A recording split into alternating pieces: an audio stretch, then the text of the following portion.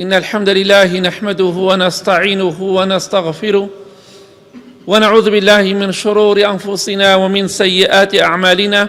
من يهده الله فلا مضل له ومن يضلل فلا هادي له، وأشهد أن لا إله إلا الله وحده لا شريك له، وأشهد أن محمدا عبده ورسوله.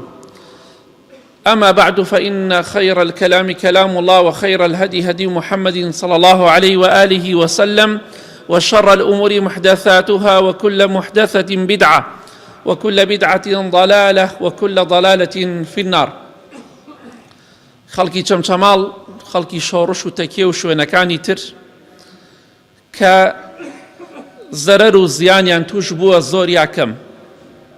بەڕاستی ئێوەمان خۆش دەوێ، واللهی خەمبارین، واللهی بێتاقەتین، واللهی دوعای خێرمان زۆر بۆتان کردووە، خوای گەورە بۆتان تاعویز کاتەوە ئەو زەرەر و زیانە بە چەند قات. واللهی بێتاقەت بووین لەوەی کە تووشتان بوو، ئەوەی مسلمان بێ و ئەوەی خاوەنی ویژدان بێ خەمبار و بێتاقەتە. بۆیە بەڕاستی ئەوە بزانین خوای گەورە بەندەکانی خۆی تاقی دەکاتەوە. ئێمە لە ژوور و قاعی ئیمتیحانین، تاقیکردنەوە داین. خوای گەورە تاقیمان دەکاتەوە. ئومێدم وایە ئەو کەسانی کە تووشی ناخۆشی و ناڕەحەتی بوونە لەو کەسانە بن کە پێغەمبەری خوا فەرمێ صلی الله عليه وسلم: وإن الله إذا أحب قوما ابتلاهم.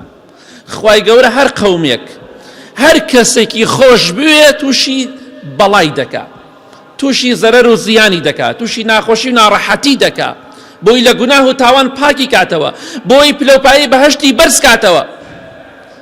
پێغەمبەران سەلامی خوایان لەسەر بێ لە هەموو کەساتە تووشی ناخۆشی و ناڕەحەتی بوون، بۆی وا نەزانی خوا ڕقی لە تۆیە، خوا تاقیت دەکاتەوە. ئێمە لە تاقیکردنەوە داین، دەقە بە دەقە، چرکە بە چرکە.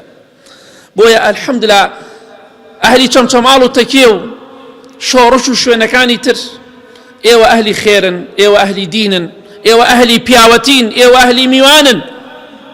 بۆیە ئینشاءڵڵا ئومێدم وایە خوای گەورە بە چەند قات بۆتان تەعویز کاتەوە ئەو ناخۆشی و ناڕەحەتیانەی کە تووشتان بووە. پێمان ناخۆشە ئەوەشی پێمان بکرێ بە ئیزنی خوا دەیکەین، بەڵام بەبێ تەسویر و بەبێ ناشرینکردنی خەڵک. تکاتان لێ دەکەم هەرچی دەکەن بیکەن، بەڵام بە شێوەیە بیکەن کە فەقیرەکە لە ڕووی بێلەتان وەرگرێت.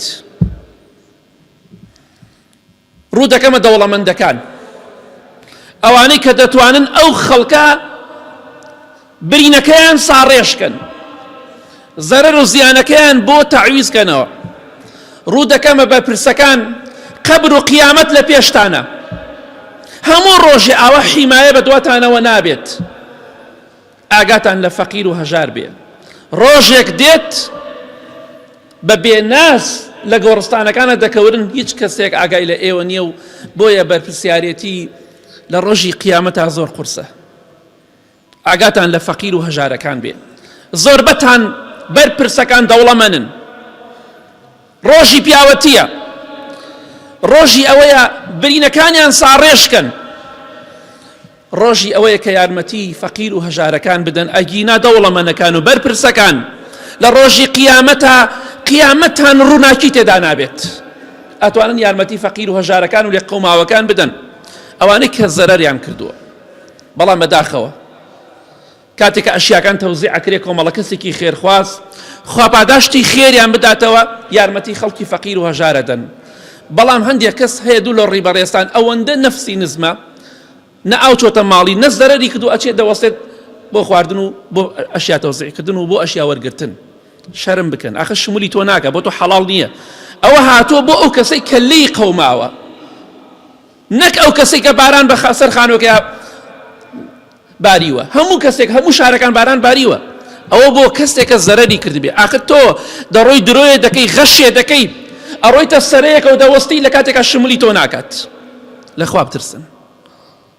دەوڵەمەندەکان ڕۆژی پیاوەتی و غیرەتە، ڕۆژی خێر و سەدەقەیە.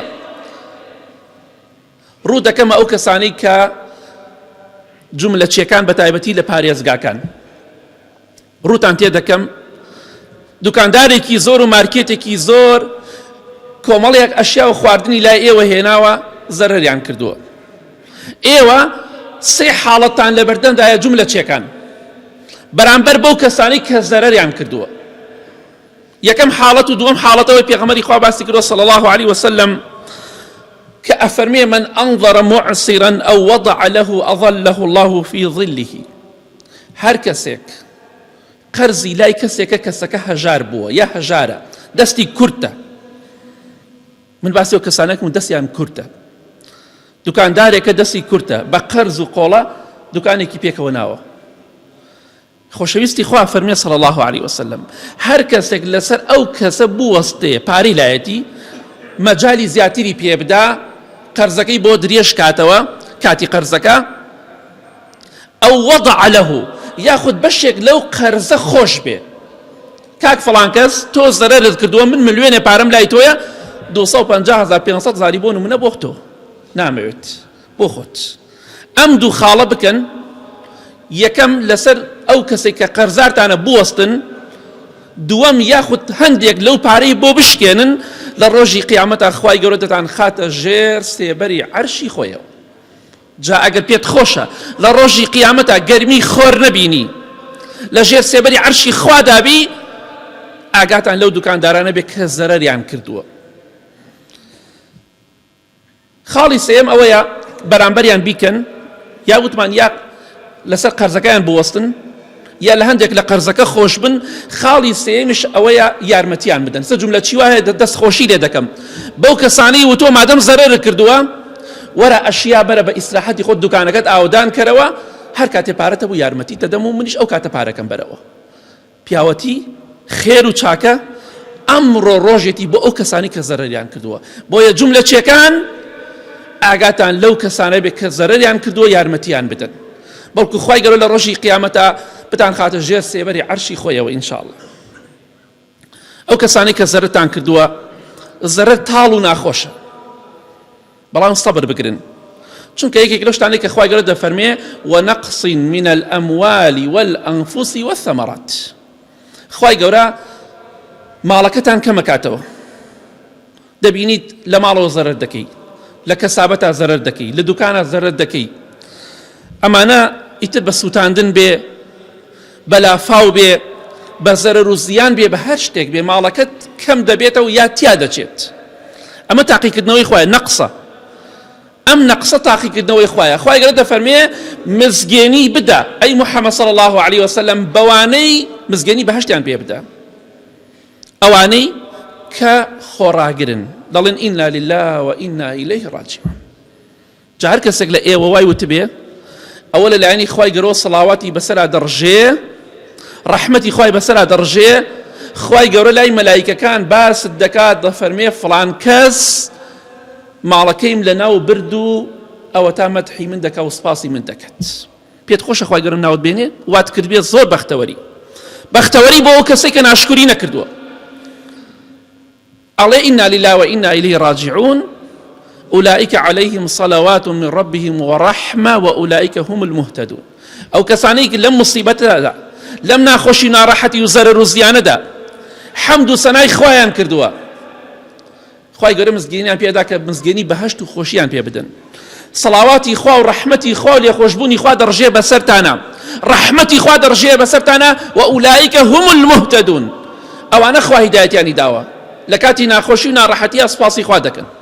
کۆمەڵە کەسێکمان بینی الحەمدوللا دەیانوت الحەمدوللا قەدەری خوایە، چونکە بە ناشکوریکردن هیچت بۆ ناگەڕێتەوە، خۆش لە خۆت و ڕائەکەی.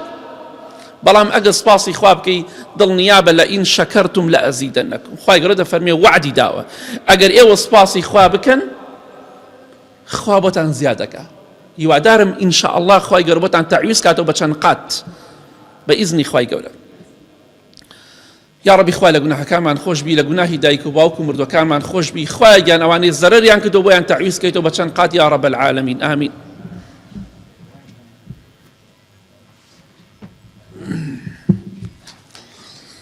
الحمد لله والصلاة والسلام على رسول الله وعلى آله وصحبه ومن والاه. خۆشەویستان پێویستە بە خۆمان دابچینەوە، پێویستە بە خۆمان دابچینەوە، چونکە بەڕاستی ئەم لافاوە کە نزیکی سەعاتێک کەمتر ئەو بە قووەتە هاتەوتە خوارەوە، نیو سەعات بووە زیاتر بووە سەعاتێک بووە، کاتێکی کەم بووە با بە خۆماندا بچینەوە ئەگەر خوای گەورە خوانە خواستە ئەو بارانەی بە قۆتر بکردایە بە بایەکی بە قۆت و بیهێنایە بە چەند سەعات و بە چەند شەو و ڕۆژ باران بباریایە کێمان دەرئەچوو کێ ڕزگاری ئەبوو ئەم لافاوە بچووکە لافاوە گەورەکەی نوحمان بەبیر دێنێتەوە سەلامی خوای لەسەر بێ خوای گەورە دەفەرمێ ففتحنا أبواب السماء بماء منهمر دەرگاکانی ئاسمانمان کردەوە نەک هەور دەرگاکانی ئاسمان وا نەزانی بەس هەور بارانی تێدایە خوای گەورە دەفەرمێ دەرگاکانی ئاسمانمان کردەوە بماء منهمر چۆن دەڵێ وەکو دەمی کونە ئاو دەهاتە خوارەوە لە هەموو دەرگاکانی ئاسمان و ئاو دەڕژاوە خوارەوە وفجرنا الأرض عيونا ئەمجا هەموو زەویمان تەقانەوە تەقی هەمووی بوو بەکانی هەمووی بوو بەکانی سبحان الله سەی موسیبەت و بەڵایەکە شەو ڕۆژ گوناه و تاوان دەکەین لە ئاسمانەوە ئاو بە خوڕ دەهاتە خوارەوە زەویش هەمووی تەقی بوو بەکانی ئەو دوو ئاوە گەشتن بە یەک لە سەروی شاخەکان و ئاو دەڕۆشت خوای گەورە هەمووی غەرق کرد چی هەیە سەرمان بخات با بگەڕێن بەلای خوا بینی خۆمان و خوای پەروەردگار بە قووەت کەین چونکە پێغەمبەری خوا صلی الله عليه وسلم نەیدەفەرموو خوایە بارانمان بۆ ببارێنە دەیفەرموو اللهم صیبا نافعا خوایە بارانێکی بە سوودمان بۆ ببارێنە با ئێمەش فێر بین هەموو کاتێ بڵێن خوایە بارانێکی بە سوود و بە ڕەحمەتمان بۆ بارێنە چونکە باران هەیە غەزەبە بەڵێ ئەوەی قەومی نوح باران بوو بارانێک بەڵام غەزەبی خوا بوو خوای گەورە دەفەرمێ فلما ئاسەفونا انتقمنا منهم قەومی فیرعون کاتەکە ئێمەیان تووڕە کرد ئێمەش ئەوانمان غەرق کرد و لە نوقمیانەمان کرد با ئەوەندە بە تاوان و گوناه خوا تووڕە نەکرد کە خوامان تووڕە کرد خوا تۆڵەمان لێ دەکاتەوە ئەگەر ئەو بارانە چەند سەعات و چەند ڕۆژێ بەردەوام بووایە کەسمان دەرناچووین بۆیە خوا بە قووت و بەهێزە بەرەنگاری مەبەرەوە بە گوناه و بە تاوان هەر تۆ دەدۆڕی واللهی خۆشەویستان ژیانی ئێمە بە غەیبیەکان و جوان و خۆشە واتە شتەکان نەزانین ئەم بە ڕێزانەی کە زەرەریان کردو خوای گەورە بۆیان تەعویز کاتەوە بە چەند قات بە حەڵاڵی ئەگە ساڵێ مانگێ لەمەوە پێش ئەمەیان بزانیایە بیان تا ماڵەکەشتان هەر سە تاسە تیاچێ مەجاری ڕاکردن و دەرچوون نییە چیتان بەسەرهات لە پارێکە و هەموو ڕۆژێ خەفەتان نەخوارد خوای گەورە شتەکانی شاردۆتەوە نازانی کوڕەکەت کێمرێ کچەکەت کێمرێ خۆت کێمری فڵان کەس کێمرێ ئەمە ژیان بەم نهێنیانەوە جوانە چونکە ئەگەر پێشتر بزانی بە چەند ڕۆژ و بە چەند مانگ و چەند ساڵ پێت بڵێن 10 ساڵێتە تۆ تووشی فڵان زەرەرەبی ئیتر ئەم 10 ساڵە ژیانت تێکەچی تەواو ژیان بەمەوە خۆشە خوای گەورە ئیشی جوانە کە ئێمە نازانین پێش ئەوەی کە ڕوو بدات زۆر بێ شتەکان نازانین ئەگینا ژیانمان دەبۆ دۆزەخ بۆیە خوای گەورە دەفەرمێ ئێوە هەندێک شت هەیە پێتان ناخۆشە خێری تایە بۆ تۆ واللهی لەوانەیە خوای گەورە زەرەرێک لێ بدا قازانجێکی گەورەی تیا بێت تۆ چوزانی لەوانەیە ئەو ماڵە بێتە بەڵایەک بۆ تۆ خەڵکی وایە تۆزێ پارە پێیاکات چێ زەرام ئێکوژێ خەڵکی وایە پارە پێیاکات چ ئەیکوژن پارەی هەیە تۆ نازانی خێر لە چیە تۆ نازانی لە پشتی ئەم غەیبیەوە لە پشتی ئەم پەردەیەوە کە تۆ نایزانی چی نهێنیەک هەیە ئیمامی ئەبو قیلابە ڕەحمەتی خوای لێبێ زانایەکی گەورەی تابعینە ئەفەرمێ چوون بۆ لای پیاوێک هەردوو پێی شکا بوو هەردوو قاچی شکا بوو لە ئەسپ کەوتۆ خوارەوە هەردوو قاچی شکا بوو ئەفەرمێ وتم ئینشاڵڵا خێری تێدایە قاچت شکاوە وتی ئیمامی ئەبو قیلابە خێری چیتە من هەردوو قاچم شکاوە ئەمە قەی خێری تایە والله خێری تیان نییە چەند ڕۆژێکی پێچوو ناردیان بە شوێنیا وتیان فڵان کەس وەرە ئەچین ڕێ بە ئیمامی حوسەین دەکرین ڕەزای خوای پەروەردگاری لێبێ کوڕی ئیمامی عەلی ئەوە بوو ڕۆشتن ئەوی جوابی ناروتی من ناتوانم هەردوو قاچم شکاوە ناتوانم بەشداری کەم بەخوا ناتوانم بێم بە هیچ جۆرێک چەند ڕۆژێکی پێچوو ماوەیەک ئیمامی حوسەین شەهید کرا ڕەزای خوای لێبێ بەدەستی ئەو زاڵمانە ئەمجا ئەم پیاوەی کە قاچی شکاوە گەیشتە قەناعەت وتی ئای ڕەحمەتی خوا لێبێ ئەبو قیلابە واللهی ڕاست کرد خێری تێدا بوو من ڕاست نەبووم کەوام وت خۆ ئەگەر قاچم نەشکایە منیش دەو خوێنا بەشدارە بووم ئەم قاچ شکاندنە ڕەحمی خوا بوو بۆ من تۆ نازانی لە پشتی ئەوە چی ڕووداوێک هەیە کاتێک کە خەزر سەلامی خوای لەسەر بێ کە شتێکەی کون کرد موسى پێغەمبەر صلی الله عليه وسلم تحملی نەکە فەرمی بۆ کوونت کرد. بێگومان کە سوکار خاوەنی کەشتێکە پیان ناخۆش بوو، کەشتەکەیان عیبدار بوو، بەڵام ئاگایان لەوە نییە لە پشتی ئەمە نهێنیەکەیە ئەگەر ئەو کەشتێک کوون نەکرایە پاشایەک دەستی بەسەر ئاگرت، بەهۆی ئەو کوونەوە پاشاکان پاشا و دەسەڵاتەکەی وازیان لە کەشتەکەینەوە ئەم کەشتێ بە کەڵک نایە، ئەیان برد و تەواو، بەهۆی ئەو کوونەوە کە ئەوان پێیان ناخۆش بوو کەشتەکەیان ڕزگاری بوو لەوەی کە بیدزن. تۆ نازانی لە پشتی پەردەکانەوە چی هەیە. بۆی لە کۆتاییدا دەڵێم بەسە تاوان، بەسە سافیرەی بۆ کچەکان و خوشکەکان و خێزانەکانتان، بە خۆتانە بچنەوە بە خۆمانە با بچینەوە. خۆشەویستی خوا صلی الله عليه وسلم چونکە لە خوا ئەترساوەک ئێمە نەبوو. عایشەی خێزانی دەفەرمێ ڕزای خوای لێ بێ، هەر کاتێک پێغەمبەری خوا صلی الله عليه وسلم هەورێکی ببینیایە، هەورێکی ڕەش بە تایبەتی، بایەکی بە قووەتی ببینیایە، یەکسەر ڕەنگ و دەموچاوی تێکەچوو، دەموچاوی تێکەچوو. کاتێککە بارانەکە بباریایە خۆشەویستی خوا صلی الله عليه وسلم دەموچاوی گەش ئەبووەوە. بەس هەر کاتێ ئەو هەورە ڕەشانەی ئەبینی ترسناکەکان، هەر کاتێ بایەکی بەهێزی ببینیایە یەکسەر دەموچاوی تێکەچوو صلی الله عليه وسلم. عایشە دەفەرمێ ڕەزا و ڕەحمەتی خوای لێ بێ، وتم ئەی پێغەمبەری خوا صلی الله عليه وسلم خەڵکی کاتێ هەور دەبینێ دڵخۆشە، دەڵێ بەشک و باران ببارێ، بەڵام تۆ بە پێچەوانەی خەڵکەوە دەموچاوت تێک ئەچێ، ئەترسی ئەڕۆیت و دیت هۆکار چییە؟ پێغەمبەری خوا فەرمیێ صلی الله عليه وسلم ما يؤمنني أن يكون في عذاب. باشە کێ من ئەمین ئەکات دڵنیام دەکاتەوە ئەو عەزابی خوا نییە؟ سبحان الله، کێ من دڵنیا ئەکاتەوە ئەمە عەزابی خوا لەناو ئەم هەورانیە؟ کاتێ قەومی عاد خوای گەورە هەورێکی بۆ ناردن، وتیان هذا عارض ممطرنا، وتیان ئەمە هەورێک و بارانمان بۆ دەبارێنێ، بەڵام هەورەکە لە ناویانی برد، کۆتایی پیان هێنا. بۆیە فەرمووی کێ دەڵێ ئەم هەورە وەکو هەورەکەی قەومی عاد نییە، ئێمە لە ناو نادا، با بە خۆماندا بچینەوە. خوا تۆڵەی زۆرە، غەزەبی زۆرە، بێوێ بە کون فەیەکونیە بە یەک چرکە هەمومان غەرقەکە، هەمومان دەسووتێنێ، هەمومان لە ناو دەبات. کەواتە با بەڕگەڕێن و بەلای خوا، باواز لە غەش و خیانەت و حرام بهێنین، با کچەکانمان و ژنەکان و خوشکەکانمان وازە سافیرەی بهێنن، با ڕێگای خوا بگرین. خوا تۆڵەی زۆرە، غەزەبی زۆرە، چونکە وەڵڵاهی ئینسان کاتێک ئەمە دەبیستێ هەست بە شەرمەزاری دەکات کە پێغەمبەری خوا صلی الله عليه وسلم چەندێ لە خوا ترساوە، چەندێ لە غەزەبی خوا ترساوە، ئێمەش زۆر ئەمینین چونکە ئیمانەکەمان زەعیف و ترسی خوا لە دڵمانە زۆر لاواز. هیوادارم ئینشاءڵڵا بە خۆماندا بچینەوە، بەڵکو خوای گەورە ڕەحمەت بەسەرمانە بڕژێنێ.